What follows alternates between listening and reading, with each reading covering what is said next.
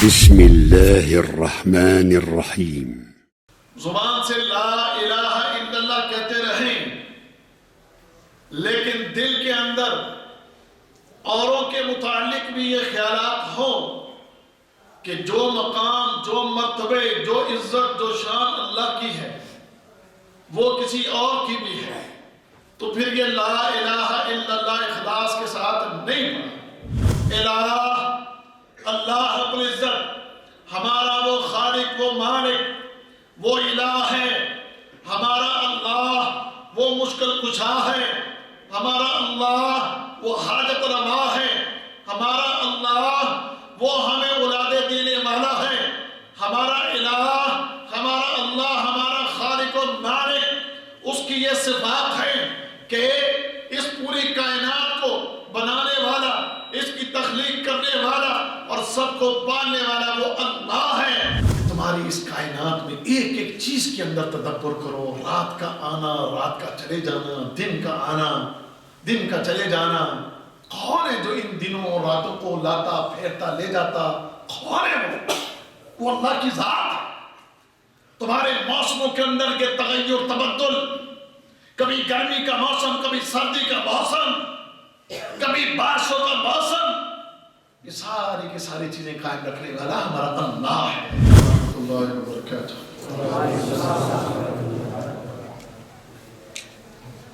ان الحمد للہ نحمده ونستعینه ونستغفره ونعوذ باللہ من شرور انفسنا ومن سیئات اعمالنا، من يهده الله فلا مضل له ومن يضلل فلا هادي له، وأشهد أن لا إله إلا الله وحده لا شريك له، وأشهد أن محمدا عبده ورسوله، أما بعد فإن خير الحديث كتاب الله، وخير الهدي هدي محمد صلى الله عليه وسلم،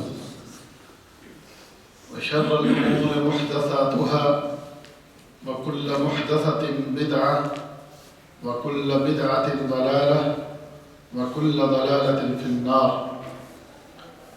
اللهم صل على محمد وعلى آل محمد كما صليت على إبراهيم وعلى آل إبراهيم إنك حميد مجيد۔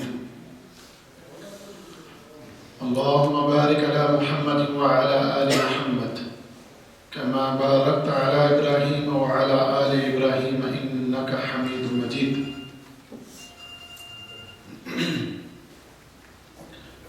سبحانك لا علم لنا إلا ما علمتنا إنك أنت العليم الحكيم۔ رب اشرح لي صدري ويسر لي أمري واحلل عقدة من لساني يفقهوا قولي۔ پچھلے ایک درس میں جو کہ مارکیٹ میں ہم نے کیا تھا، اس درس میں آیت الکرسی کے فضائل میں نے بیان کیے تھے۔ تو اس کے بعد آیت الکرسی کا ترجمہ اور اس کی مختصر تشریح، اس کے لیے وقت نہ بچا تو اس موضوع کو ہم نے وہیں پر ختم کیا۔ تو میں یہ سمجھتا ہوں کہ جب آیت الکرسی کے فضائل اور اس کی اہمیت کا جب پتہ چل گیا تو پھر ہمیں اس کا ترجمہ اور اس کی تفسیر بھی معلوم ہونا چاہیے۔ جب آپ اس کے ترجمہ اور تفسیر کو جانتے ہوں گے، اس کے مطابق آپ جب اس کو ان موقعوں کے اوپر پڑھیں گے، یعنی آیت الکرسی کو، تو آپ وہ عظیم فوائد ملیں گے کہ جن کا تذکرہ ہوا تھا۔ عزیز دوستو، یہ آیت الکرسی بڑی عظیم آیت ہے۔ جیسے میں نے اس درس میں بھی بتایا تھا، بڑی عظمت والی ہے۔ اللہ تعالیٰ نے اس کو اپنے نبی محمد صلی اللہ علیہ وسلم کے ذریعے اس کے متعلق ہمیں خبر دی ہے کہ قرآن حکیم میں سب سے عظیم آیت جو ہے وہ آیت الکرسی ہے۔ اور اس عظمت کا سبب، اس عظمت کی جو وجہ ہے کہ اس میں رب العالمین کی توحید، اس کی صفات اور اس کی کبریائی کا تذکرہ ہے۔ آیت الکرسی اس کے اندر ایک دعویٰ ہے، اور پھر اس ایک دعویٰ کے بعد اس ایک دعویٰ کے اوپر 11 دلائل ہیں۔ اس میں ایک دعویٰ ہے اور پھر ایک دعویٰ کے بعد یہ 11 دلائل پر مشتمل ہے۔ دعویٰ کیا ہے؟ دعویٰ یہ ہے کہ اللہ لا الہ الا ہو، یہ دعویٰ ہے۔ اللہ وہ ہستی ہے کہ لا الہ الا ہو، کہ اس کے سوا کوئی حقیقی معبود نہیں ہے۔ حقیقی معبود وہ صرف اللہ ہے، یہ دعویٰ ہے۔ یعنی آیت الکرسی کی ابتدا اس کی دعویٰ سے ہوتی ہے۔ اللہ وہ ہستی ہے، یاد بھی کرنا ہے آپ نے، اللہ وہ ہستی ہے کہ جس کے سوا کوئی معبود نہیں، یا اللہ حقیقی معبود ہے، اس کے سوا باقی سب جھوٹے معبود ہیں، یہ دعویٰ ہے۔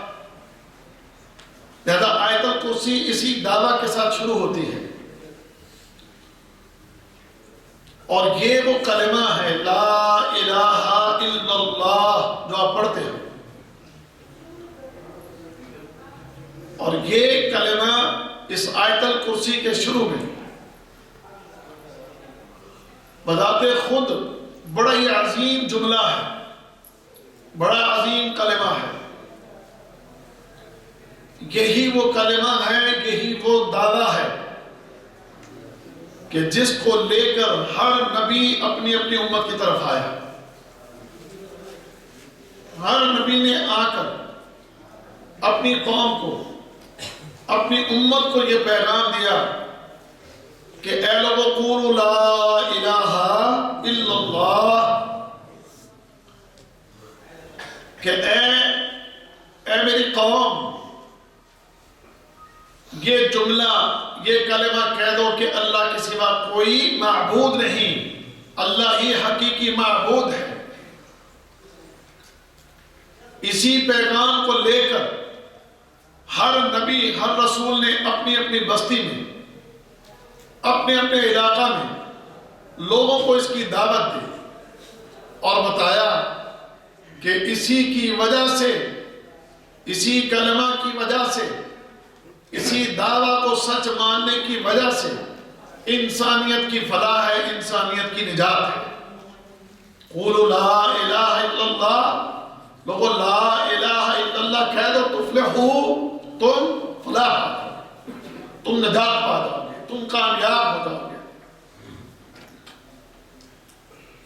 جس کسی نے اخلاص کے ساتھ، خلوص نیت کے ساتھ اس کلمہ کو پڑھ لیا،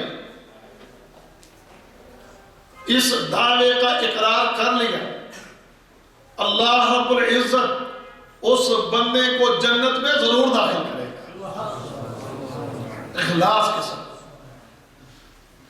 اور اخلاص کے ساتھ کا معنی کیا ہے؟ کہ جو زبان سے کہا ہے وہی دل میں بھی ہو، اور وہی چیز آپ کے عمل سے ثابت بھی ہو۔ زبان سے لا الہ الا اللہ کہتے رہیں، لیکن دل کے اندر اوروں کے متعلق بھی یہ خیالات ہوں کہ جو مقام، جو مرتبے، جو عزت، جو شان اللہ کی ہے وہ کسی اور کی بھی ہے، تو پھر یہ لا الہ الا اللہ اخلاص کے ساتھ نہیں پڑھا۔ کوئی لا الہ الا اللہ تو کہے، لیکن وہ اللہ کے سوا دوسروں کو بھی اللہ جیسا سمجھے یا اللہ جیسا مقام اور مرتبہ دیتے ہوئے کہ جو کام خالصاً اللہ کے لیے کرنے والے ہیں وہ کام غیر اللہ کے لیے بھی کرے، اور وہ صفات جو اللہ کی ہیں وہ صفات غیر اللہ کے لیے بھی بیان کرے، کہ جیسے کہ ہم سب کا ایمان ہے، ہم سب کا یقین ہے کہ ان اللہ هو الرزاق، اللہ کیا ہے کہ بے شک وہی رزاق ہے، وہی رزق دینے والا ہے۔ لیکن ہم میں سے کوئی یہ کہے کہ نہیں کوئی اور بھی داتا ہے، کوئی اور بھی رازق ہے، تو کیا خیال ہے اس کا یہ کلمہ اخلاص والا رہ گیا؟ اس کے کلمہ میں اخلاص باقی بچا نہیں، اس کے کلمہ میں اخلاص باقی نہیں بچا۔ لہذا اخلاص نہیں تو اس کلمے نے اس کو فائدہ کوئی نہیں دینا۔ اخلاص کے ساتھ لا الہ الا اللہ جس نے کہا اور اس کے اوپر اس کا عمل بھی ہے، تو اللہ کی قسم یہ کتنا ہی گناہگار کیوں نہ ہوگا، کل قیامت کے دن رب کائنات اس کلمہ کی وجہ سے اس کو جنت میں داخل کر دیں گے۔ نبی کریم صلی اللہ علیہ وسلم کی حدیث ہے، آپ نے ارشاد فرمایا قیامت کا دن ہوگا تو میزان لگے گا اور اس بندے کے گناہوں کے رجسٹر کھولے جائیں گے، اس بندے کے گناہوں کے رجسٹروں کی تعداد 99 ہوگی، 99، ایک کم 100 گناہوں کے رجسٹر، ایک کم 100، اور ہر رجسٹر کو گناہوں سے بھر رکھا ہے اس نے، ہر رجسٹر کے اندر گناہ ہے، اس نے گناہوں سے بھرے ہوئے رجسٹر ہیں۔ اس بندے کو جب اللہ کی بارگاہ میں لایا جائے گا تو اس کے پاس جو کلمہ توحید ہوگا کہ جس نے اس بندے نے اس کلمہ توحید کو اپنایا، اس دعویٰ کو سچا مانا، اس دعویٰ کے اوپر اس نے اپنی زندگی کو بسر کیا، اس کی سوچ، اس کی فکر اسی دعویٰ کے مطابق، اس کے عمل کے اندر بھی یہی چیز کہ اس دعوے کے مطابق اس کا عمل کہ یہ اللہ کو وحدہ لا شریک مانتا رہا اور اللہ کے ساتھ کبھی کسی کو اس نے شریک نہیں ٹھہرایا، کل قیامت کے دن 99 رجسٹر اس کے گناہوں کے ایک پلڑے میں ڈالے جائیں گے اور دوسرے پلڑے میں وہ کلمہ توحید، یہ ایک کلمہ جب دوسرے پلڑے میں ڈالا جائے گا تو وہ 99 رجسٹر گناہوں کے وہ ہلکے ہو جائیں گے اور یہ کلمہ اس پر بھاری ہو جائے گا۔ لا الہ الا اللہ۔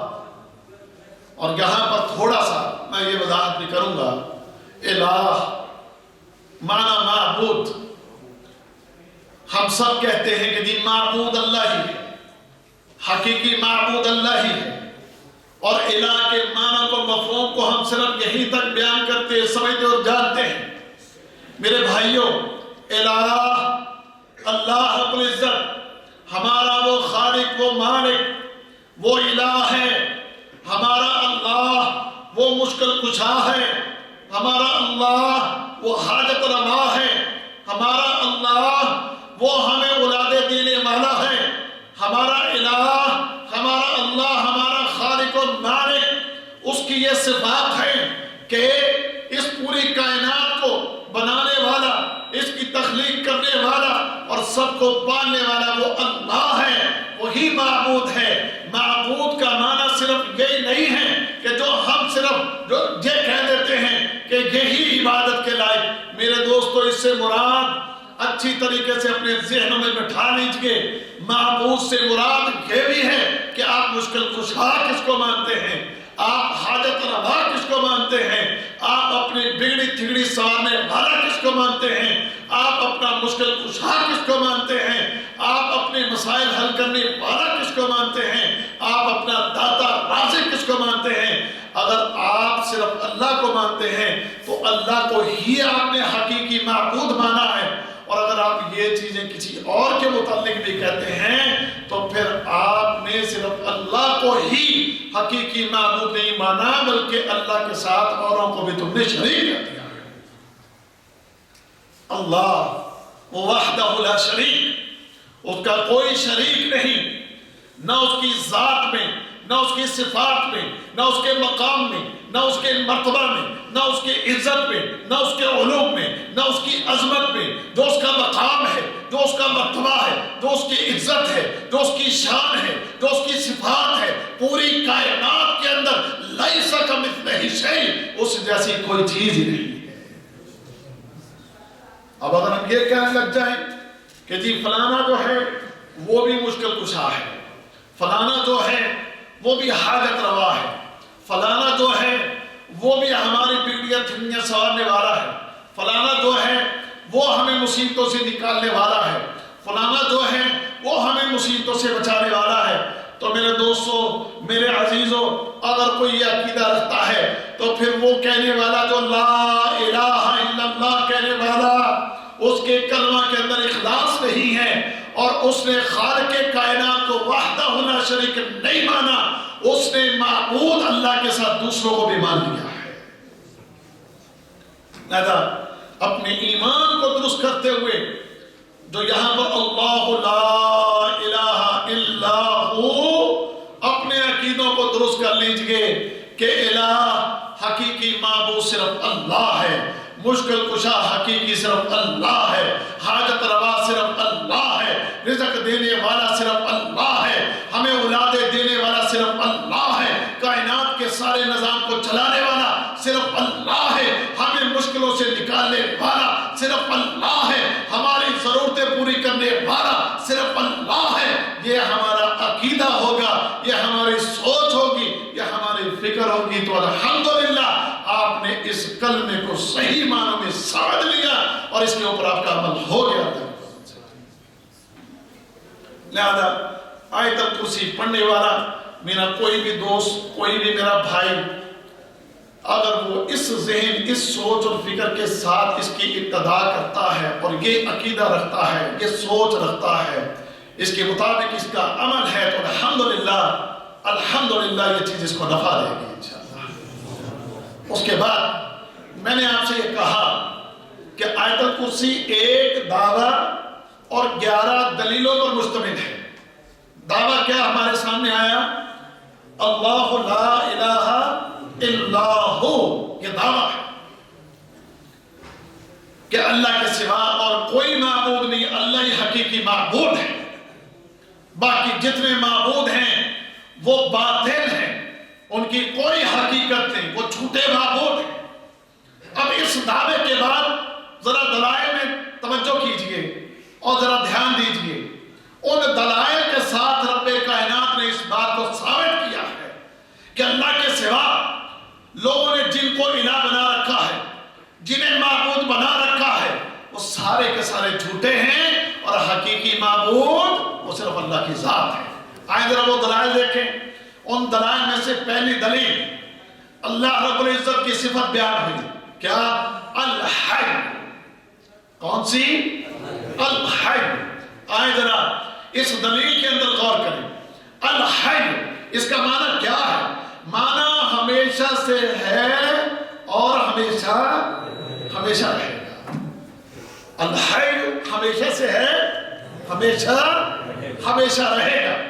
اللہ کے نبی صلی اللہ علیہ وسلم کا ارشاد فرماتے نا، کان اللہ ولم یکن شیء قبلہ، فرمایا کہ اللہ رب العزت ہمیشہ سے ہے، اللہ سے پہلے کچھ بھی نہیں تھا۔ اب یہ صفت جو ہے، یہ جو دلیل اللہ رب العزت نے دی ہے، ذرا بتاؤ تو صحیح کہ یہ صفت پوری کائنات کے اندر کسی کے اندر بھی موجود ہے کہ جس کے متعلق یہ کہا جائے کہ یہ ہمیشہ سے ہے اور ہمیشہ رہے گا؟ پوری کائنات کے اندر، پوری کائنات میں آپ کو جو مخلوق نظر آتی ہے، جائیں اس مخلوق کے اندر نظر دوڑائیں، جب آپ اس کی ابتدا ڈھونڈیں گے آپ کو اس کی ابتدا مل جائے گی، آپ کو اس کی ابتدا، اس کی پیدائش آپ کو معلوم پڑ جائے گی، وہ کس کا بیٹا تھا، وہ کہاں سے آیا، اس کو کس نے بنایا، اس کو کس نے تخلیق کیا، یہ ساری چیزیں آپ کو پیچھے جائیں گے تو مل جائیں گی۔ اگر آپ فرشتوں کو دیکھو گے، جبرائیل کہاں سے آیا، میکائیل کہاں سے آیا، اسرائیل کہاں سے آئے، یہ سارے فرشتے جو ہیں کہاں سے آئے؟ العزت نے تخلیق کیا. ان کی ابتدا ہے, ان کی ابتدا کرنے والا, ان کو پیدا کرنے والا کون ہے؟ وہ اللہ ہے. اچھا, اللہ رب العزت ہمارا خالق, ہمارا مالک, اس چیز کے متعلق تو سوچنا بھی گناہ ہے. اس چیز کے متعلق تو سوچنا بھی گناہ ہے کہ کوئی یہ سوچے معاذ اللہ, جیسے اللہ کے نبی صلی اللہ علیہ وسلم نے فرمایا کہ شیطان انسان کے ذہن کے اندر وسوسہ ڈالتا ہے, فلاں چیز کو کس نے پیدا کیا, فلاں چیز کو کس نے پیدا کیا, فلاں چیز کو کس نے پیدا کیا, یہاں تک کہ وسوسے ڈالتا ڈالتا بندے کو یہاں تک لے آتا ہے کہ اللہ کو کس نے پیدا کیا. معاذ اللہ, یہاں پر اللہ کی پناہ میں بندہ ہے. فوراً انسان کو یہ سوچنا بھی نہیں چاہیے کہ معاذ اللہ کو کوئی پیدا کرنے والا یا اللہ کو کوئی تخلیق کرنے والا نہیں. اللہ ہمیشہ سے ہے اور ہمیشہ رہے گا. اگر آپ انسانوں کے اندر سب سے افضل ہستی کون ہے؟ محمد رسول اللہ صلی اللہ علیہ وسلم. سب سے افضل ہستی اس پوری مخلوق کے اندر. آپ کا بھی ہمیں معلوم ہے, آپ کی پیدائش معلوم, پیدائش کی تاریخ معلوم, آپ کے ماں باپ کا ہمیں علم ہے. لہذا کوئی بندہ یہ نہیں کہہ سکتا کہ محمد رسول اللہ صلی اللہ علیہ وسلم ہمیشہ سے ہیں, ہمیشہ رہیں گے. یہ کلمہ اللہ کے نبی کے لیے بھی نہیں کہا جائے گا. جب ان کے لیے بھی نہیں کہا جائے گا تو آج کے کسی ملنگ دھڑنگ بابا ان کے لیے بھی کوئی ایسی بات نہیں کہی جا سکتی کہ کہی جا سکتی ہے. ان کے متعلق بھی نہیں کہی جا سکتی. لہذا الحی ہمیشہ سے ہے اور ہمیشہ رہے گا.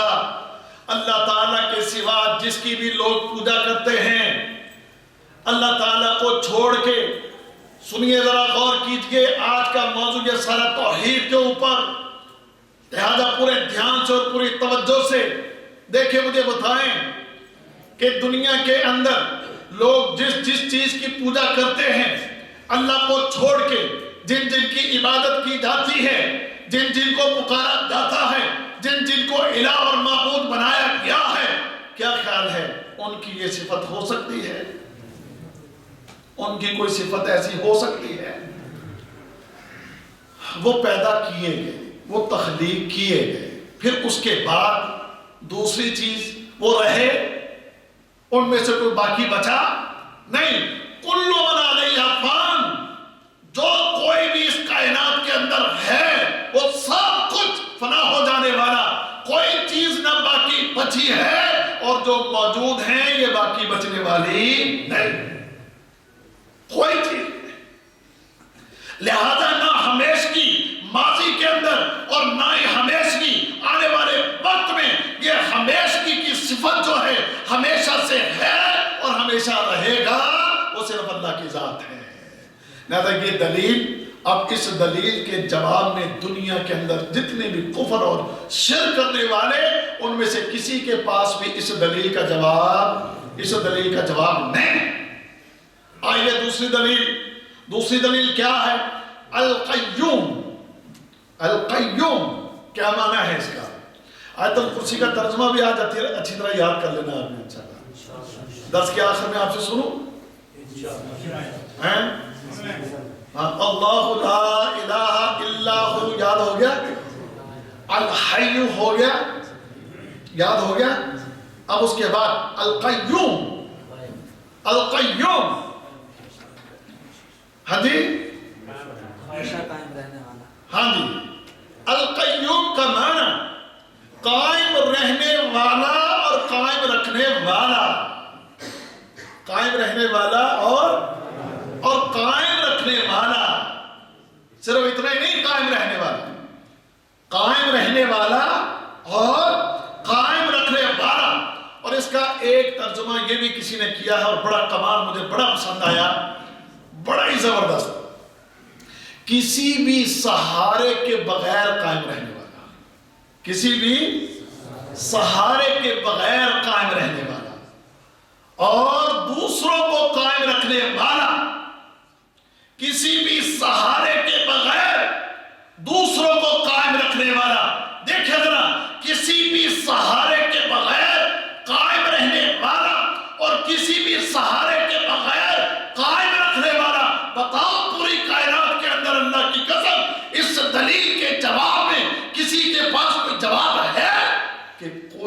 ایسا ہو کہ بغیر کسی سہارے کے اس کا وجود قائم ہو، اور بغیر کسی سہارے کے وہ اپنے حکم سے یا اپنے عمل سے کسی چیز کے وجود کو قائم رکھ سکے، یہ صفت اگر ہے تو وہ کس کی؟ صرف اللہ کی ذات۔ کیا خیال ہے؟ اللہ تعالیٰ اس کا وجود قائم ہے کسی سہارے کے ساتھ یا اپنی اس کی ذات، اس کا اپنا جو سبحان اللہ جو اس کی شان کے لائق ہے، جیسے اس اپنی شان کے مطابق وہ قائم ہے، وہ کسی سہارے کی ضرورت نہیں۔ الرحمن علی العرش استوى، یہ رحمان عرش پر اس مستوی ہوا، ٹھیک ہے، اللہ کی قسم اسے عرش کے اوپر بھی استوى یا کرسی یا کائنات میں کسی بھی چیز، وہ کسی چیز کا بھی اس کو کسی چیز کی حاجت نہیں ہے۔ رب کعبہ کی قسم ہے، خالق کائنات کی شان کے جیسے لائق ہے، وہ عرش پہ مستوی ہے، لیکن وہ اس عرش اور کرسی کا بھی محتاج نہیں ہے۔ عرش پر مستوی ہے، لیکن یہ نہیں کوئی کہے گا کہ عرش معاذ اللہ کہ عرش جو ہے سہارا دینے والا نہیں بنتا ہے، کوئی چیز نہیں، جیسے اس کی شان کے لائق ہے، بغیر کسی کے سہارے کے، بغیر کسی کی مدد کے، بغیر کسی کے تعاون کے اللہ کی ذات کا وجود جو ہے وہ قائم ہے۔ پھر اس کے بعد اس نے کائنات کے اندر ایک ایک چیز کو قائم رکھا ہوا ہے، آسمانوں کو اس نے قائم رکھا ہوا ہے، زمینوں کو اس نے قائم رکھا ہوا ہے، زمینوں کے اندر پہاڑوں کو قائم رکھا ہوا ہے، سمندروں کو، دریاؤں کو، جنگلوں کو، ریگستانوں کو، صحراؤں کو، ان ساری کائنات کی ایک ایک چیز کو اس نے قائم رکھا ہوا ہے، ہر چیز کو قائم رکھنے والا۔ اب دیکھتے نہیں یہ آسمان جو ہے کس نے تھامے ہوئے ہیں؟ کوئی سہارا نظر آتا ہے نیچے؟ کوئی سہارا نظر آتا ہو آپ کو؟ ہے؟ اللہ اکبر، سبحان اللہ سبحان اللہ۔ ذرا غور کرو، بغیر عمد ترونہا، بغیر عمودوں کے تم ان آسمانوں کو دیکھتے ہو کہ کوئی عمود نہیں، بغیر کسی بھی عمود کے ایک چھت آپ کو کھڑا کرنی ہے کہ چھت کھڑی ہے، یہ چھت کس کے سہارے کھڑی ہے؟ دیواریں ہٹا دو، جب دیواریں ہٹا دو گے تو چھت کھڑی رہے گی؟ لاؤ نہ کسی پیر صاحب کو، کسی ملنگ کو، کسی بابا جی کو کہو کہ کچھ نہیں تو ایسا کرو، یہ ایک چھوٹی سی چھت ہے تو اس چھت کو بغیر دیواروں کے ذرا قائم رکھو۔ کیا ہے وہ؟ ایک پتھر نہیں، اس کو نہیں ہوا کے اندر قائم رکھ سکتا، ایک پتھر۔ اور جی جادوگروں کے بڑے بڑے کمال ہیں جادو کے ذریعے کہ وہ ہمیشہ، ہاں اگر آپ کی نظر کو دھوکہ دینے کے لیے کوئی تھوڑی دیر کے لیے کسی چیز کو اٹھائے فضا میں اور آپ دیکھیں، اور جتنی دیر وہ جادو کا اثر رہے گا تو وہ تو رہے گی چیز، لیکن جب جادو کا اثر ختم چیز زمین پر، لاؤ نا کسی کو کہ جنہیں ہم نے اپنے الہ بنا رکھا ہے، جنہیں ہم نے اپنے مشکل کشا حاجت روا بنا رکھا ہے، جنہیں ہم نے نہ جانے کتنے کتنے اونچے بلند مقام دے رکھے ہیں، ان میں سے کسی سے کہیں کہ وہ کچھ نہیں تو صرف ایک یہ چھت ہے، اس ایک چھت کی ہم دیواریں نکال دیں تو ذرا اس کو قائم رکھ کر دکھائے، کوئی بھی نہیں۔ لیکن آسمان، اللہ رب العزت کیا فرماتا ہے؟ ان اللہ یمسک السماوات والارض ان تزولا، کہ بے شک اللہ کی ذات ہے کہ جس نے ان زمینوں اور آسمانوں کو کیا کر رکھا ہے؟ تھام رکھا ہے۔ اس نے آسمانوں کو بھی اور زمینوں کو بھی اس نے تھام رکھا ہے، اس نے سنبھال رکھا ہے۔ اور آگے کیا فرماتا ہے؟ وَلَئِن زَالَتَا إِنْ أَمْسَكَهُمَا مِنْ أَحَدٍ مِّن بَعْدِهِ۔ اللہ اکبر، اگر یہ دونوں چیزیں اپنی جگہ سے سرک جائیں تو اللہ کی قسم اللہ کے علاوہ ان دونوں کو کوئی نہیں سنبھال سکتا، نہ آسمانوں کو اور نہ زمینوں کو۔ کوئی تمہارا ایسا معبود کہ جنہیں معبود گھڑ لیا گیا، معبود بنا لیا گیا اور اپنے نہ جانے کیا کیا نام ان کو دے دیے گئے، یہ قطب ہے، یہ ابدال ہے، یہ غوث ہے، یہ فلاں ہے، یہ فلاں ہے، فلاں ہے، میں سے کسی کی یہ صفت ہے؟ نہیں، یہ صفات کس کی ہیں؟ صرف اور صرف اس اللہ کی یہ صفات ہے۔ آسمانوں کو سنبھالا ہوا ہے، سورج نکلتا ہے اور سورج نکل کر سبحان اللہ اپنی منزلوں کو طے کرتا ہوا وہ جا کر مغرب میں غروب ہو جاتا ہے۔ یہ سورج کا نکلنا پھر سورج کا غروب ہونا، اس کو سنبھالنے والا کون ہے؟ اللہ کی ذات ہے۔ چاند نکلتا ہے، چاند غروب ہو جاتا ہے، اس کو لانے والا، لے جانے والا، یہ سارے نظام چلانے والا کون ہے؟ وہ اللہ کی ذات ہے۔ تمہارے لیے یہ ستارے رات کو نکلتے ہیں، ستارے آسمانوں پر چمکتے ہیں، آسمانوں پر ان ستاروں کو تھامنے والا، ان کو وہاں پر قائم رکھنے والا، بتاؤ تو صحیح کو اللہ کے سوا کون ہے؟ کوئی بھی نہیں ہے اللہ کی قسم، اگر کوئی ہے تو صرف اللہ کی ذات ہے۔ سورج زمین سے کہتے ہیں کہ 80 گنا بڑا ہے۔ جدید سائنس کہتی ہے، آج کے دور کے ماہر فلکیات کہتے ہیں کہ سورج سے بھی 360 گنا بڑے سیارے، وہ کہکشاں کے اندر بڑے بڑے سیارے، وہ کہکشاں کے اندر خلا کے اندر وہ موجود ہیں۔ کہتے سورج سے بھی 360 گنا بڑے سیارے دریافت ہو چکے۔ سورج زمین سے 80 گنا بڑا۔ زمین دیکھو اللہ ہے، زمین بھی کوئی چھوٹی سی نہیں، زمین بہت بڑی۔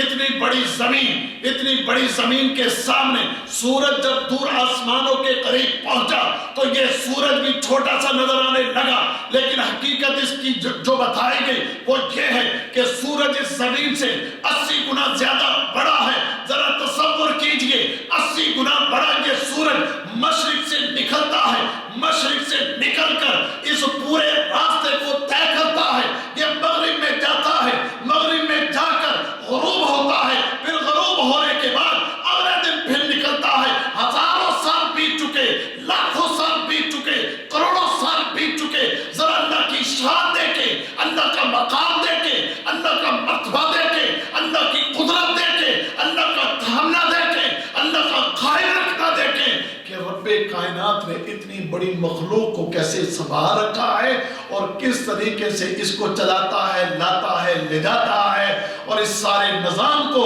کس طریقے سے وہ قائم رکھے ہوئے ہیں۔ اور ذرا تصور تو کیجئے، زمین سے 80 گنا بڑا یہ سورج آج تک ایسا نہیں ہوا کہ زمین پر کبھی گر پڑا ہو۔ کون ہے اس کو تھامنے والا؟ کون ہے اس کو سنبھالنے والا؟ اللہ اکبر۔ ابراہیم علیہ السلام اور اس وقت کا جو بادشاہ نمرود کہ جس کے ساتھ مناظرہ ہوا تھا، تو جب ابراہیم علیہ السلام نے اللہ کا تعارف کروایا کہ میرا اللہ تو وہ ہے جو زندہ بھی کرتا ہے تو مارتا بھی ہے، تو اس نے بھی آگے سے کہا یہ کام تو میں بھی کر لیتا ہوں، انا احیی و امیت، یہ کون سا مشکل کام ہے؟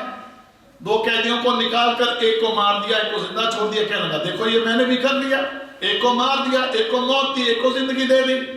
اللہ اکبر۔ اس کے جواب میں ابراہیم علیہ السلام نے کیا کہا تھا؟ فَإِنَّ اللَّهَ يَأْتِي بِالشَّمْسِ مِنَ الْمَشْرِقِ فَأْتِ بِهَا مِنَ الْمَغْرِبِ۔ کیا فرمایا؟ فرمایا میرا رب تو وہ ہے جو مشرق کو مشرق سے سورج کو نکالتا ہے، تو ایسا کر فَأْتِ بِهَا مِنَ الْمَغْرِبِ، اس سورج کی ذرا سمت کو بدل، اس کو مشرق کی بجائے ذرا مغرب سے نکال کر دکھا۔ فَبُہِتَ الَّذِي كَفَرَ، اس کے پاس اس بات کا جواب کوئی بھی نہیں تھا۔ لائنا آج جن کو جھوٹے معبود بنائے بیٹھے ہیں یہ لوگ، اور ان سے کہیں ان کے سامنے یہ بات رکھیں کہ ہمارے رب کی، ہمارے الہ کی، ہمارے معبود کی، حقیقی معبود کی جو صفات ہیں، ان صفات کے اوپر یہ تمہارے جھوٹے معبود پورے اترتے ہیں؟ اللہ کے فضل سے کسی کے پاس ان باتوں کا جواب نہیں۔ یہ صفات جو اس آیت الکرسی کے اندر بیان ہوئی ہیں یہ دعوے واللہ ہے، یہ دلائل جو ہیں اس کے اندر تدبر کیجئے، عقیدہ توحید کے اوپر بڑے عظیم دلائل ہیں اس آیت کے اندر۔ اللہ اکبر۔ یہ تمہاری اس کائنات میں ایک ایک چیز کے اندر تدبر کرو، رات کا آنا، رات کا چلے جانا، دن کا آنا، دن کا چلے جانا، کون ہے جو ان دنوں اور راتوں کو لاتا پھیرتا لے جاتا؟ کون ہے وہ اللہ کی ذات ہے۔ تمہارے موسموں کے اندر یہ تغیر تبدل، کبھی گرمی کا موسم، کبھی سردی کا موسم، کبھی بارشوں کا موسم، یہ ساری کی ساری چیزیں قائم رکھنے والا ہمارا اللہ ہے، ہمارا خالق ہے، ہمارا وہ معبود ہے۔ آئیے اب تیسری دلیل دیکھیں۔ تیسری دلیل کے اندر فرمایا کہ لا تأخذہ سنۃ ولا نوم، لا تأخذہ سنۃ ولا نوم۔ سنہ کس کو کہتے ہیں؟ اونگ آنا، نیند سے پہلے جو بندہ تھوڑا جھولتا ہے، جیسے یہاں بیٹھے بیٹھے بندہ کبھی درس کے اندر بھی کیا خیال ہے، بندہ بیٹھا بیٹھا تھوڑا یوں کرتا ہے نا، جھٹکے لیتا ہے، یہ کیا ہے؟ اونگ ہے۔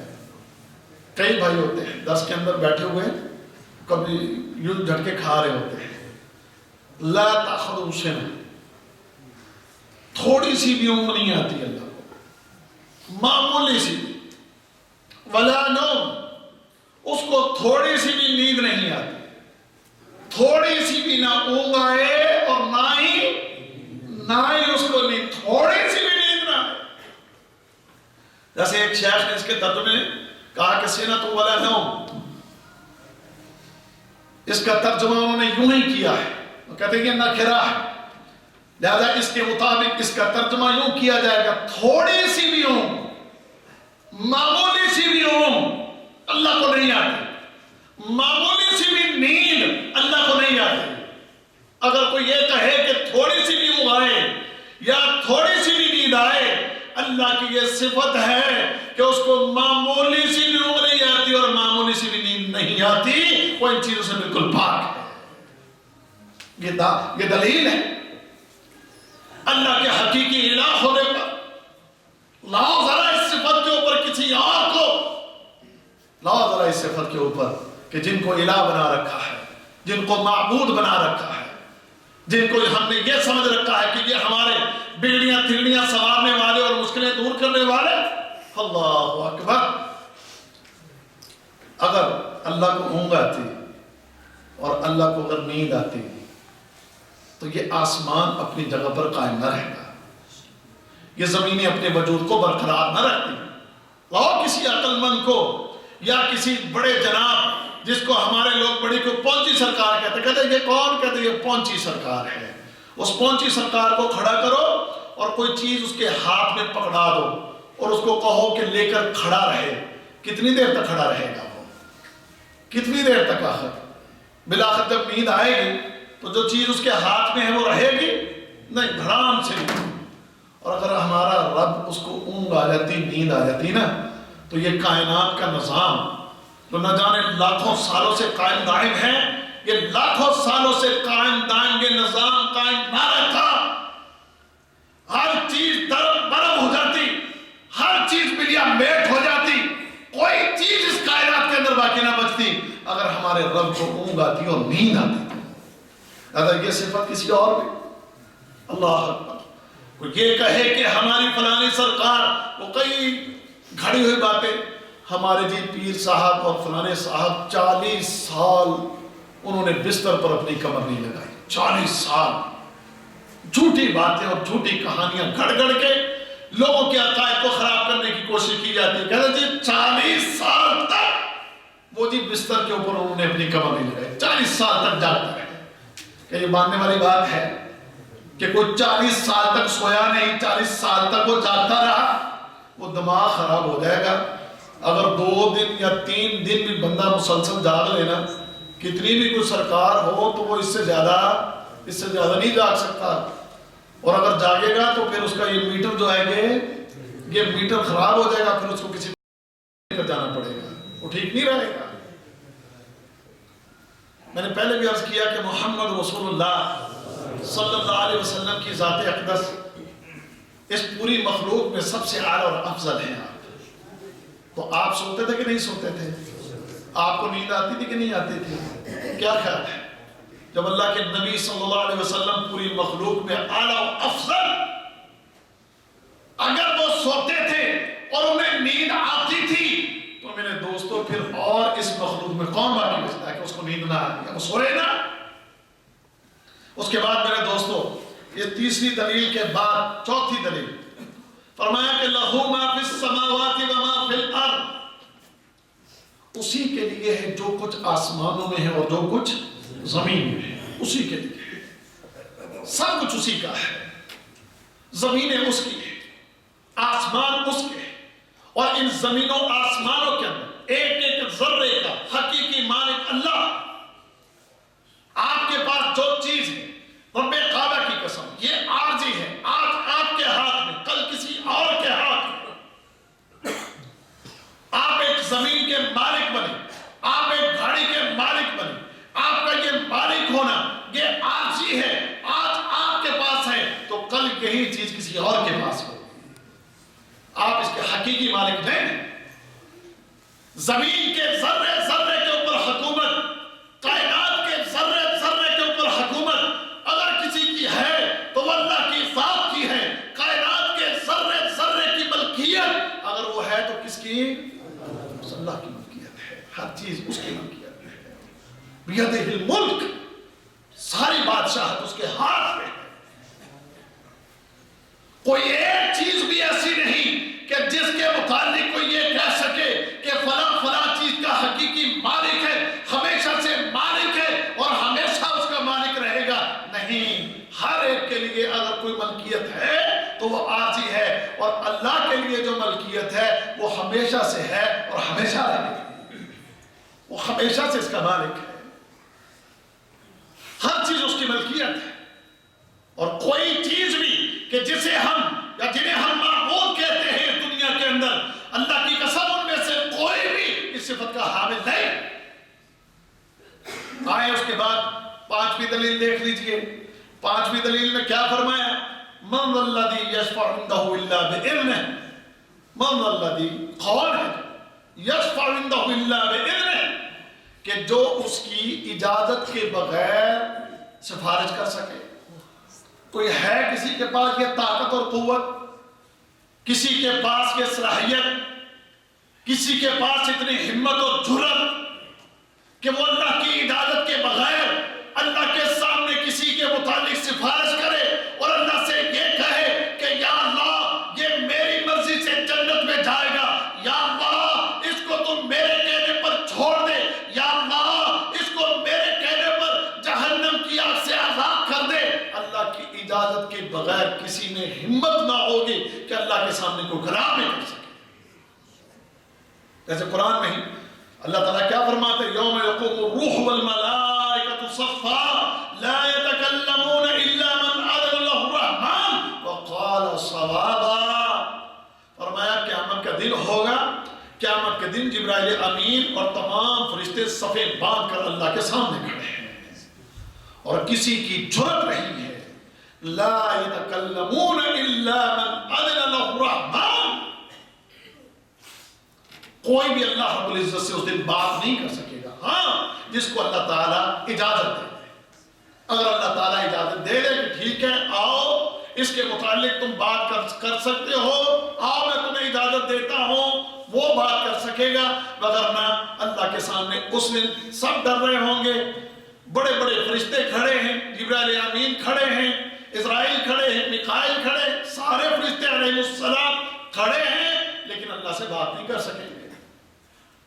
بڑے بڑے جلیل القدر نبی کھڑے ہیں، ابراہیم علیہ السلام کھڑے ہیں، موسیٰ علیہ السلام کھڑے ہیں، نوح علیہ السلام کھڑے ہیں، عیسیٰ علیہ السلام کھڑے ہیں، ان کی امتیں ان کے پاس جا جا کر ان سے درخواستیں کر رہی ہیں کہ اللہ سے بات کیجئے، رب کائنات سے، خالق کائنات سے سفارش کیجئے، اللہ تعالیٰ حساب کتاب شروع کرے، اللہ تعالیٰ کے سامنے جائیں، ہماری درخواست کو پیش کیجئے، سفارش کیجئے۔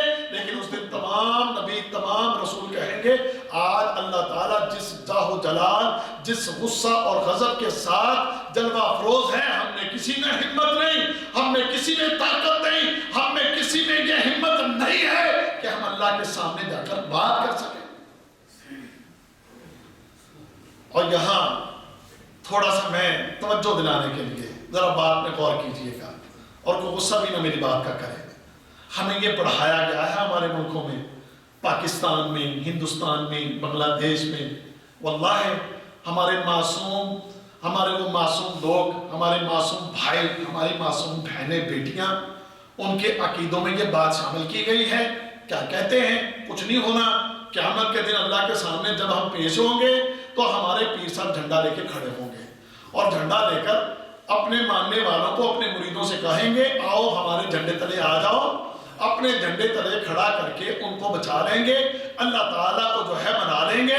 اور اللہ تعالیٰ کے ساتھ بعض نے تو اتنی گستاخی کی، ظالموں نے اتنی گستاخی کی ہے، کہتے ہیں کہ ہمارے پیر اس دن اللہ تعالیٰ کو باتوں میں لگا دیں گے، باتوں میں لگا کر. واللہ آپ یقین جانیے اسی طرح کی بکواسات، یہ گھٹیا عقائد ہمارے معصوم لوگوں کو دیے گئے، ہمارے معصوم لوگوں کی یہ ذہن سازی کی گئی اور ان کو یہ بتایا گیا کہ کل قیامت کے دن اللہ کی بارگاہ میں ہمارے پیر، ہمارے ملنگ، ہماری پہنچی سرکاریں وہ کھڑی ہو جائیں گی اور اللہ رب العزت کو مجبور کر دیں گی کہ یہ ہمارے مرید ہیں، ان ہمارے مریدوں کو چھوڑ دیجئے، یہ ہمارے ماننے والے ہیں، ان کو معاف کر دیجئے، ان کا حساب کتاب مت کیجئے، ان کو جنت میں داخل کر دیں گے. نہیں لکھا انہوں نے اپنی کتابوں کے اندر یا نہیں بیان کرتے اپنی تقریروں کے اندر کہ مر گیا ایک، مرنے کے بعد قبر میں گیا، قبر میں جانے کے بعد فرشتے آئے، سوال جواب ہوئے، اس سے پوچھا من ربوں کا، من نبیوں کا، ما دینوں کا. ہر جواب، ہر سوال کے جواب میں ایک ہی بات، عبد القادر جیلانی، عبد القادر جیلانی، عبد القادر جیلانی. من ربوں کا عبد القادر جیلانی، من نبیوں کا عبد القادر جیلانی، ما دینوں کا عبد القادر جیلانی. ہر سوال کا جواب عبد القادر جیلانی. رب کائنات نے فرمایا کہ چھوڑ دو اس بندے کو، یہ میرے عبد القادر جیلانی جو میرا بہت قریبی، اس کا نام یہ لیتا ہے، اس کی وجہ سے جاؤ، اس کو میں نے معاف کر دیا، اس کو میں نے جنت میں داخل کر دیا. یہ عبد القادر جیلانی کا ماننے والا، یہ اس کا مرید ہے، لہذا اس کو کچھ نہیں کہنا، اس کو چھوڑ دو. مجھے بتاؤ بات درست ہے؟ معاذ اللہ ثم معاذ اللہ. من ربوں کا، رب کون ہے ہمارا؟ عبد القادر جیلانی. ربی اللہ، ہمارا رب کون ہے؟ اللہ. من نبیوں کا، تمہارا نبی کون ہے؟ محمد رسول اللہ. تیرا دین کیا ہے؟ دین الاسلام، دین میرا اسلام. ٹائم کتنا ہو گیا؟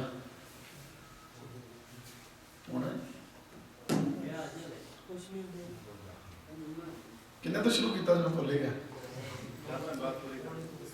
ہاں جی؟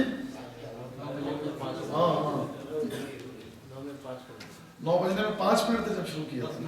چلو ٹھیک ہے، چلو میں 9 بجے تک، 10 بجے تک ختم کرتا ہوں. سنیں، اگر ان تفصیلوں میں جاؤں گا تو وقت اور لگ جائے گا. صرف اشارتاً میں نے یہ بات عرض کی. واللہ یہ عقائد پڑھائے گئے ہیں ہمارے لوگوں کو، ہمارے لوگوں کی یہ ذہن سازیاں کی گئی. ایک نے اتنی گستاخی کی، اتنی گستاخی کی، معاذ اللہ. جہالت کی بات ہے نا، کہ لگا قیامت کے دن اللہ اور ہمارے پیر صاحب مل کر حقہ پی لیں گے. اللہ تعالیٰ کو حقہ پینے میں لگائے گا پیر، اور اپنے مریدوں سے کہے گا نکل جاؤ، نکل جاؤ، تم نکل جاؤ، تم جنت میں داخل ہو جاؤ. اس ضمن میں آپ کو ایسے واقعات میں آپ کو سنا سکتا ہوں. ہم پڑھے، واللہ ان کے پاس بھی بیٹھ کر پڑھے، ہم ان کے پاس بھی گئے. میں مشائخ کو کہا کرتا ہوں، ہمارے مشائخ نے تو کچھ سنی سنائی باتیں کرنا ہوگی، ہم تو وہ ہیں جو ان کے ساتھ رہے ہیں، ان کے ساتھ بیٹھے ہوئے ہیں، ان کی محفلوں میں اٹھے بیٹھے. سمجھ گئے؟ اللہ وجہ البصیرت، اللہ کی قسم آپ کے سامنے کوئی بھی بات رکھیں گے، کوئی سنی سنائی نہیں. یہ وہ باتیں ہیں کہ جو ان کی محفلوں میں، ان کی مجلسوں میں، ان کی تقریروں میں، ان کے بیان میں، ان کی کتابوں کے اندر آپ کو مل رہے ہیں کہ کیسے کیسے عقائد بنا رہے ہیں. ایسے عقائد اللہ کو مجبور کر دیتے ہیں، اللہ کو نیچے کر دیتے ہیں، اور اپنی سرکاروں کو اوپر کر کے ایسا طاقتور دکھاتے ہیں کہ اللہ بھی معاذ اللہ وہاں پر مجبور نظر آتا ہے. لیکن اللہ یہاں کیا فرماتا ہے؟ من ذا الذی یشفع عندہ الا بإذنہ. کس کی جرأت ہے کہ کوئی اللہ کی بارگاہ میں بغیر اس کی اجازت کے کلام بھی کر سکے، کوئی سفارش کر سکے؟ کس کی جرأت ہے؟ یوم یقوم الروح والملائکۃ صفا. یہ دن تو ایسا دن ہے کہ جبرائیل بھی کھڑا ہے، میکائیل بھی، اسرائیل بھی، اور تمام جلیل القدر انبیاء بھی اس دن کانپ رہے ہیں، ڈر رہے ہیں، خوف زدہ ہیں. اور آپ یہ کہیں کہ فلانا ہے، وہ اس دن بڑی ہمت و جرأت کر کے اللہ کو مار اللہ جو ہے مجبور کر دے گا؟ نہیں. محمد رسول اللہ صلی اللہ علیہ وسلم کیسی عظیم ہستی ہیں، سبحان اللہ. انہیں اجازت ملے گی، سمجھ گئے؟ جب انہیں اجازت ملے گی تو بعض روایات میں کہ 7 دن تک اللہ رب العزت کے سامنے سجدہ ریز رہیں گے محمد رسول اللہ صلی اللہ علیہ وسلم. 7 days 7 ایام 7 دن تک اللہ کے نبی صلی اللہ علیہ وسلم اللہ کی بارگاہ میں سجدے میں پڑھ کے اللہ کی تعریفیں کر کے اللہ رب العزت کی شان بیان کر کے اللہ کے مقام، اللہ کے مرتبے، اللہ کی عظمت، اس کے علو، اس میں تعریفیں کر کے رب کو راضی کریں گے. تب رب فرمائے گا اے محمد صلی اللہ علیہ وسلم ارفع رأسک، اپنے سر کو اٹھائیے اور مانگیے، سوال کیجئے. آپ جو سوال کریں گے آپ کے سوال کو پورا کیا جائے گا. یہاں پر جناب کیا باتیں کر دی جاتی کہ فلانے میں یہ طاقت ہے، فلانے میں یہ قوت ہے. پھر اللہ کے نبی صلی اللہ علیہ وسلم کو بھی جو ایک حد مقرر کی جائے کہ ہاں یہاں تک آپ کے لیے اجازت ہے کہ ان کے لیے آپ سفارش کر لیجئے، آپ کی سفارش ان کے لیے قبول کی جائے گی. جتنا اذن الہی اللہ کی اجازت ہوگی جتنی بس. لہذا فرمایا من ذا الذی یشفع عندہ الا بإذنہ، قوام اس کی اجازت کے بغیر. آگے چلیں 6ٹھی دلیل، یعلم ما بین ایدیہم وما خلفہم. یہ دلیل ہے توحید پر، اس دعویٰ کے اوپر کہ اللہ لا الہ الا ہو یعلم ما بین ایدیہم وما خلفہم. اللہ کی یہ صفت ہے کہ اللہ جانتا ہے جو پیچھے گزر چکا، جو آگے آنے والا، وہ صرف اللہ جانتا ہے. ابھی مخلوق تخلیق نہیں ہوئی، مخلوق ابھی آئی نہیں.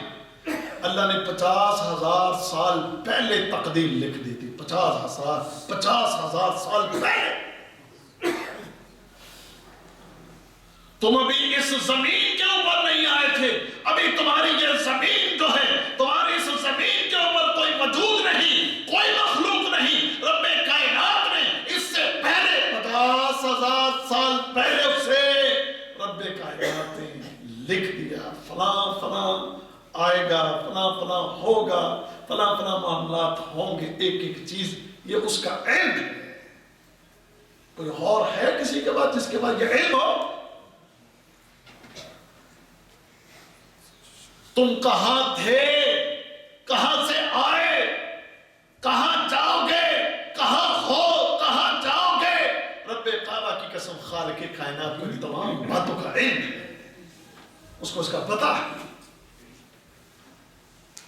تم کہاں تھے، کہاں سے آئے، تم کیا تھے، کہاں سے تیری مٹی کو لیا گیا، کس طریقے سے ماں کی کوکھ میں تیرے رحم کو ٹپکایا گیا، کیسے اس کوکھ کے اندر تُو نے اپنے وقت کو گزارا، تیرے ایک ایک لمحے کو، تیری پیدائش سے پہلے، تیری مٹی کو، تیری مٹی کے بعد، اس کے بعد تیرا پانی، تیری ماں کا، تیرے باپ کا پانی، ماں کے پیٹ میں رہنے کا وقت، وہ ساری باتیں. پھر اس کے بعد دنیا میں آنا، پھر دنیا میں جینا، پھر دنیا میں جینے کے بعد یہاں سے جانا، پھر قبر میں دفن ہونا، پھر قیامت کا میدان، پھر پل صراط، پھر جنت یا جہنم. یعلم ما بین ایدیہم وما خلفہم. اللہ کو سب معلوم ہے، اللہ کو ایک ایک چیز معلوم ہے. کوئی اور جانتا ہے سب کچھ؟ تو بتا سکتا ہے جن کو معبود بنا رکھا ہے اللہ اکبر اللہ اکبر قل لا يعلم من في السماوات والارض الغیب الا اللہ. زمین و آسمان کے غیب کو اللہ کے سوا کوئی نہیں جانتا، کوئی نہیں جانتا. اب یہ غیب کی بات آ جائے گی تو بات بہت لمبی ہو جائے گی. یہ ایک الگ موضوع ہے. عالم الغیب، غیب کا علم صرف اللہ جانتا ہے. اور اگر میں یہ کہوں کہ یہ جو 11 دلیلیں ہیں نا، 11 دلیلوں کے اوپر 11 درس ہو سکتے ہیں اللہ کے فضل سے. 11 درس ہو سکتے ہیں. آج کہہ دیا جاتا ہے فلانا غیب جانتا ہے جی، فلانا غیب جانتا ہے جی، فلانا بھی عالم الغیب ہے جی، فلانے کے پاس بھی غیب کی خبریں آتی ہیں. نہیں، عالم الغیب صرف اللہ کی ذات ہے. کو کہنے لگا جناب آپ اس کے انکاری ہیں، محمد رسول اللہ صلی اللہ علیہ وسلم عالم الغیب ہیں. وہ کیسے؟ دیکھیں جی آپ نے جو ہے فلاں چیزیں بتائیں، قیامت کے دن آنے والے، قیامت کے قریب آنے والی نشانیاں آپ نے بتائیں. جی بالکل بتائیں، ضرور بتائیں. لیکن کیسے بتائیں؟ کیسے بتائیں؟ اللہ نے وحی نازل کی تو اللہ نے بتایا. مجھے یہ بتائیں، آئے ذرا غیب کی تعریف سمجھ لیجئے. یہاں پر غیب کہتے کس کو ہیں ذرا سمجھ لیجئے، ہمیشہ کے لیے کام ہے یہ چیز. غیب کس کو کہتے ہیں؟ اللہ کو کسی نے بتایا ہے؟ اللہ کو کسی نے بتایا ہے؟ جو چیز بھی اللہ بیان کرتا ہے، جو چیزیں بھی اللہ نے بتائی، اللہ کو کسی نے بتائی؟ اللہ کو کسی نے بتائی؟ یار بولتے نہیں. اللہ کو کوئی بتاتا ہے کہ یا اللہ ابھی آنے والے وقت میں یہ ہوگا؟ نہیں بتاتا نا، نہیں بتاتا نا. یہ غیب ہے، یہ ہے علم غیب. اچھا، محمد صلی اللہ علیہ وسلم جو بتاتے تھے آپ کو کوئی بتاتا تھا یا کسی کے بتانے کے بغیر علم تھا؟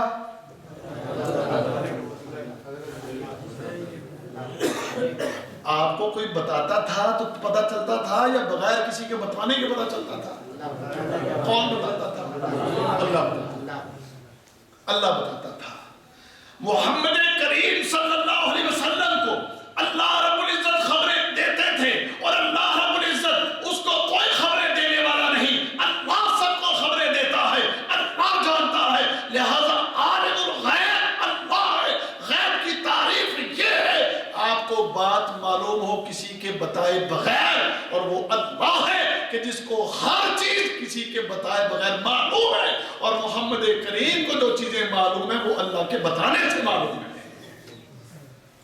یہ ہے کیا؟ اللہ اکبر. اب آگے چلیں. 7ویں دلیل وَلَا يُحِيطُونَ بِشَيْءٍ مِّنْ عِلْمِهِ إِلَّا بِمَا شَاءَ. وَلَا يُحِيطُونَ، اور کوئی احاطہ نہیں کر سکتا، بِشَيْءٍ مِّنْ عِلْمِهِ، اللہ کے علم میں سے کسی چیز کا بھی، إِلَّا بِمَا شَاءَ، مگر جتنا وہ چاہے، جو وہ چاہے. یعنی جو اللہ کا علم ہے، اس اللہ کے علم کا احاطہ کوئی نہیں کر سکتا. اللہ کا کتنا علم ہے؟ وہ اللہ کا کتنا علم ہے؟ کوئی اس کے علم کے متعلق کوئی احاطہ کر سکتا ہے؟ کیا خوبصورت بات ہے جو قرآن میں اللہ رب العزت نے فرمائی ہے. اور یہ زمینوں کے اوپر سارے درخت جو ہیں یہ قلم بن جائیں اور یہ سمندر سیاہی بن جائیں تو اللہ کی باتیں اس کا احاطہ نہ یہ قلم کر سکیں گے، نہ یہ بہتے ہوئے سمندر سیاہی بن کے کر سکتے ہیں. نفذ البحر، باہر ختم ہو جائیں گے، سمندروں کی سیاہیاں بن کے یہ ختم ہو جائیں، تیرے قلم ٹوٹ جائیں گے اور قلم ختم ہو جائیں گے، لیکن اللہ کی باتیں ختم نہیں ہو سکتی. اتنا علم ہے. ابراہیم، موسیٰ علیہ السلام اور خضر علیہ السلام جب یہ دونوں کشتی میں سوار ہوئے تو اس کشتی کے اوپر ایک چڑیا آ کر بیٹھی، اور اس چڑیا نے سمندر میں چونچ ماری، اور اس چونچ میں جو پانی لیا تو خضر علیہ السلام موسیٰ علیہ السلام کو کہنے لگے، کہتے ہیں کہ ہمارے علم کی مثال اس طرح ہے جیسے کہ چڑیا کے منہ کے اندر اس وقت جو پانی ہے جو اس نے سمندر سے لیا، اور اس سمندر میں سے اس پانی کو لے کر اس سمندر میں کوئی کمی واقع نہیں ہوئی اس کے پانی لینے سے ہے. یہ سمندر اور یہ اس چڑیا کے منہ میں یہ پانی کا ایک قطرہ. کہتے ہیں اے موسیٰ آپ کے اور میرے علم کی مثال اس چڑیا کے منہ میں جو پانی کا قطرہ ہے ہماری مثال اس طرح ہے. ہماری مثال جو ہے وہ اس طرح ہے. اور اللہ کا علم، اس خالق کا، اس مالک کا علم، سبحان اللہ، اس کے سامنے ہماری کیا مثال ہے. یہ اللہ کے نبی ہیں، موسیٰ علیہ السلام ہیں، جس سے اللہ رب العزت ہم کلام ہوئے. اللہ اکبر. خضر علیہ السلام، ان کے پاس ایک اپنا ایک علم، لیکن اس تمام علم کے باوجود اپنے علم کو بڑا حقیر بتایا اللہ کے سامنے. اللہ کے علم کے مقابلے میں اپنے علم کو انتہائی حقیر بتایا. انتہائی. ہاں جتنا اللہ کسی کو دے دے اتنا اس کو معلوم ہے، اس سے زیادہ کسی کو معلوم، اس سے زیادہ کسی کو معلوم نہیں ہے. وہ کسی کو جو علم دیتا ہے وہ جتنا چاہتا ہے اتنا دیتا ہے، اور اس سے زیادہ وہ کسی کو نہیں دیتا. اس کی مشیت ہے، وہ چاہے. آئے ذرا آگے 8ویں دلیل، واسع کرسیہ السماوات والارض. اس کی جو کرسی ہے اس نے زمین و آسمان کو گھیر رکھا ہے. کتنی بڑی کرسی ہوگی اندازہ کر سکتے ہیں آپ. ایک حدیث میں ہے کہ 7 زمینیں اور 7 آسمان اللہ کی کرسی کے سامنے ان کی مثال ایسے ہے جیسے کہ آپ انگوٹھی کا چھلا نہیں پہنتے ہیں. یہ ایک چھلا جو ہے نا، یہ کسی کھلے میدان میں رکھ دو تو 7 آسمان اور 7 زمینوں کی مثال اللہ کی کرسی کے سامنے اس طرح ہے. یعنی وہ کھلا بڑا میدان، اس کی مثال وہ کرسی، اور 7 آسمان اور 7 زمینیں اس کی مثال وہ ایک چھلے کی مانند دیتے ہیں. ایک چھوٹا چھلا رنگ اس کی مانند. اتنی بڑی اللہ کی کرسی ہے، اتنی وسعت والی وہ کرسی ہے اللہ کی، کہ جس نے 7 آسمانوں کو اور 7 زمینوں کو گھیر رکھا ہے. وہ اس کی کیفیت کیا ہے، وہ کس طرح ہے، وہ اللہ ہی بہتر جانتا ہے. آئے ذرا 9ویں دلیل، وَلَا يَعُودُهُ حِفْظُهُمَا. اللہ تعالیٰ ان کی حفاظت کرتے ہوئے نہیں تھکتا. کن کی؟ اس کائنات، اس زمین و آسمان میں جو کچھ ہے ان کی حفاظت کرتے ہوئے وہ نہیں تھکتا. اس کے لیے کوئی بوجھ نہیں، کوئی یہ مشقت والا کام نہیں. آؤ اگر دنیا کے اندر کسی کو بھی دیکھنا چاہتے ہو، وہ اگر کوئی کام کرے گا تو کام کرنے کے بعد اس کو تھکاوٹ ہوگی.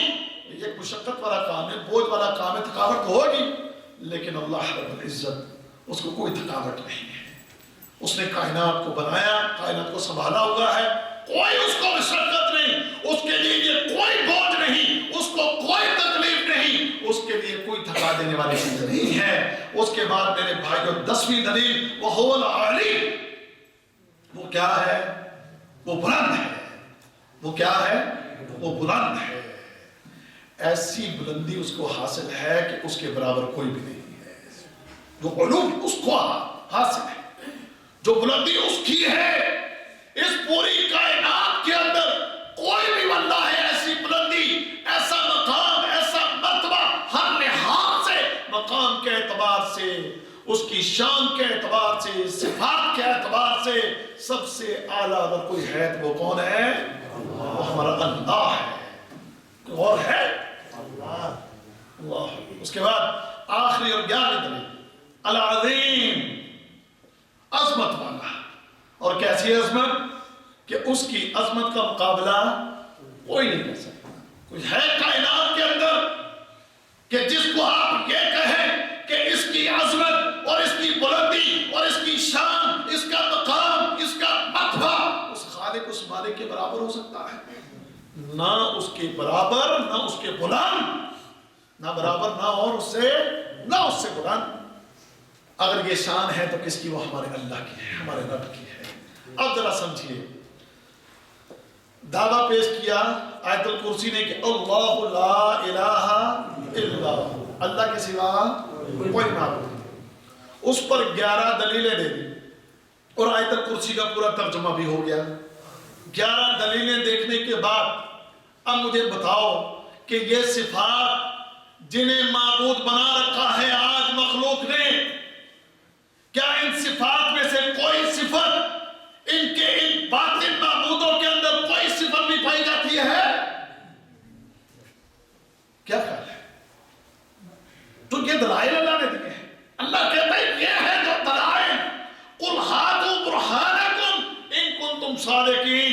اگر تم کہتے ہو فلاں مشکل کشا ہے، فلاں حاجت روا ہے، فلاں داتا ہے، فلاں غریب نواز ہے، فلاں بگڑی تھیڑیاں سنوارنے والا ہے، فلاں بیڑے ڈھکنے والا ہے، فلاں مسائل حل کرنے والا ہے، لاؤ ذرا دلیل دو، ان کے دلائل دو، ان کی کچھ صفات کو بیان کرو کہ پتہ چلے کہ واقعی ان کے اندر یہ صفات ہیں، تو پتہ چلے کہ معبود حقیقی ہے۔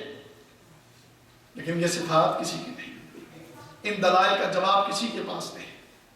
یہ دلائل اللہ نے دے کر دھندوڑا ہے۔ اس آیت الکرسی کے اندر اللہ کی قسم اگر آپ تدبر کریں، ایسی عظیم ترین باتیں رب کائنات نے بیان کی ہیں، اسی وجہ سے یہ عظیم ترین آیت کہلاتی ہے۔ اسی لیے اس آیت کو عظیم آیت قرار دیا گیا ہے کہ جس کے اندر اللہ تعالیٰ نے دعویٰ کرنے کے بعد ایسے منہ توڑ دلائل دیے ہیں کہ جس کا جواب اس پوری دنیا کے اندر کسی کے پاس نہیں۔